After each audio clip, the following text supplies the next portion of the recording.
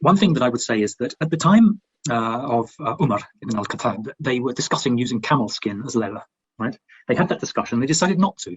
Not because they thought that gold and silver only should be money, but because they thought that too many camels would be killed in the race to acquire camel skin money, right? This is a very important point because it means that something that is permitted, a camel and camel skin, and you can sell and buy camel skin, right, was not adopted on the wider economic case that we don't want to go destroying our stock of camels in a race for money. Now, this was a very interesting point, although I have a slight different take on the conclusion. But the point was, camels, can we use camel's hide as money? And no, because we're going to kill off all the camels, because if it becomes money, then everyone's going to just do that. But I don't see that was the real reason, because, or even the discussion. I mean, should we use camel's hide as money? Well, you could anyway. I mean, even before they discussed it, and even after they discussed it, I could still transact in camel's hide.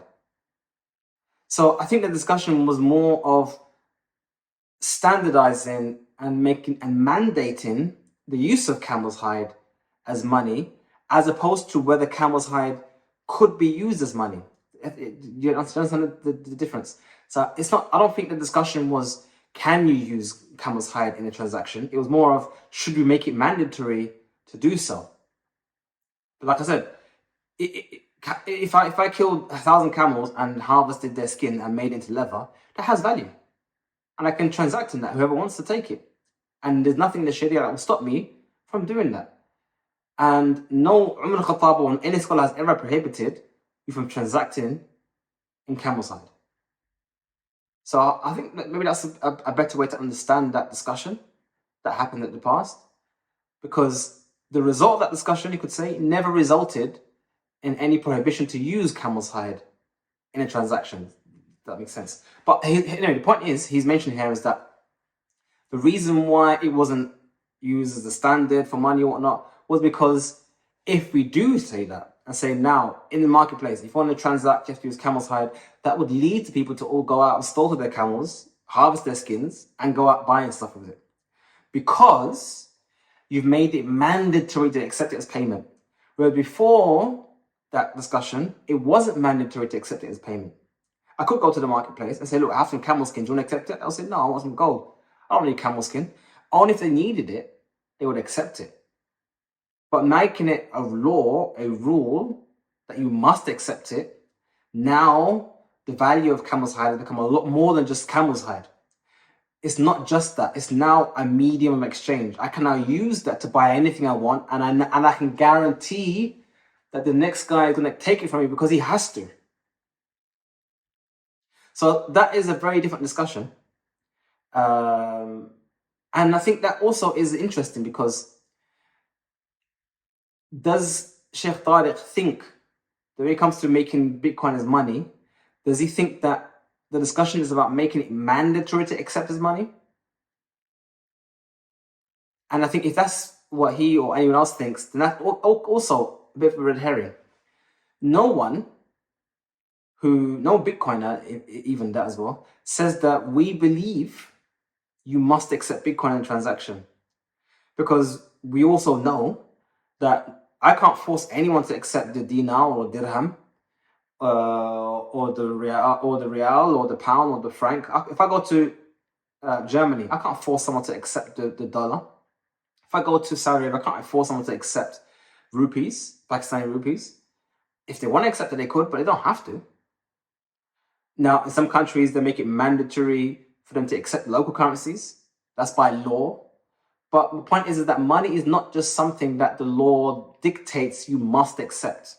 It's whatever society decides collectively that they will accept as a medium of exchange. And it brings back to the discussion of, is money an emergent feature of social norms, or is money something which the government dictates? If you have the view that money is what government dictates, then this makes sense. This whole discussion makes sense. But if you believe, which is what I believe, that money is something which is socially acceptable. If people accept it, then it becomes money. If they accept it as money, regardless of what the government says, then it doesn't make sense. But again, I'm diverting again. The point is, it's possible that scholars will determine that something shouldn't be allowed due to wider implications of using that thing. And I'll give one example before we move on of someone who had that opinion. Well, a scholar of Kuwait, in his fatwa, he said, and I quote, I don't quote verbatim, but I quote, he said, I don't say that Bitcoin is not money, as in it can't be used as a medium of exchange, but I say it is prohibited because it harms the central bank.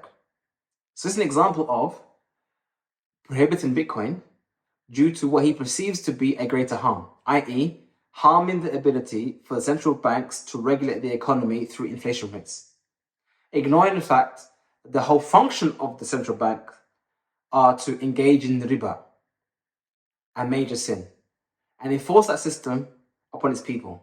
Let's ignore that first fact and accept the fact that that's just how it is.